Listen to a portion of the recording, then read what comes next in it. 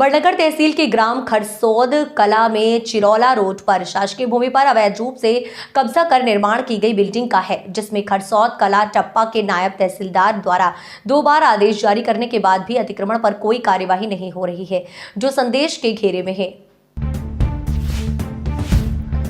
आपको बता दें कि ग्राम खरसौद कला के चिरौला रोड पर शासकीय नाले एवं शासकीय भूमि पर अतिक्रमण कर बिल्डिंग तान दी गई। प्रशासन द्वारा अतिक्रमणकर्ताओं पर भेदभावपूर्ण कार्रवाई करते हुए एक अतिक्रमणकर्ता का अतिक्रमण को तोड़ दिया गया, लेकिन पिछले करीब 9-10 महीने से एक अतिक्रमणकर्ता का शेष अतिक्रमण बचा हुआ है, जिसे तोड़ना भी प्रस्तावित है, जिसे तहसीलदार खुद मान रहे हैं कि अतिक्रमण में बना है और उसे तोड़ने के लिए 2 बार आदेश जारी कर दल भी गठित कर दिए गए, लेकिन अतिक्रमण हटाने की तारीख कोई कार्यवाही नहीं होती है और फिर मामला रफा दफा हो जाता है।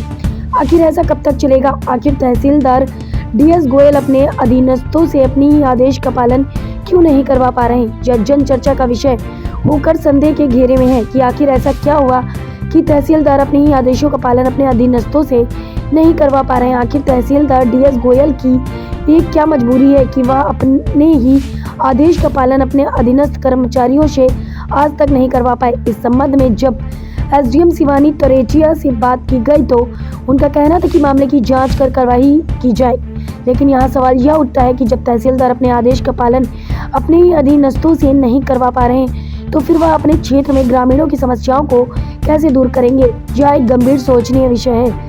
अब देखना यह होगा कि तहसीलदार DS गोयल अपने अधीनस्थ कर्मचारियों और पटवारियों से काम करवा पाते हैं या उनके अधीनस्थ ही इन पर भारी होते हुए उनके आदेशों की यूं ही धज्जियां उड़ाते रहेंगे, या तो आने वाला वक्त ही बताएगा।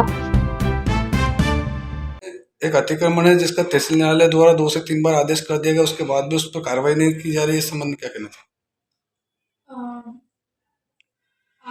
आपके द्वारा ये संज्ञान में मेरे लाया गया है। मैंने नायब तहसीलदार को इसमें निर्देशित पूर्व में भी किया था। मैं एक बार उनसे बात करती हूँ कि इसमें कार्रवाई क्यों नहीं हुई। मैडम, कब तक कार्रवाई हो जाएगी संभवतः? ये मैं बात करके जांच करके आपको बता दूँगी। मैम, जब तहसील न्यायालय द्वारा 2 से 3 बार आदेश जारी कर दिया, उसके बाद भी क्रियान्वयन नहीं होना कहीं न कहीं कमी दर्शाता है। एक बार उसकी जांच कर लेते हैं, उसके बाद ही उस पर कुछ कहना उचित होगा।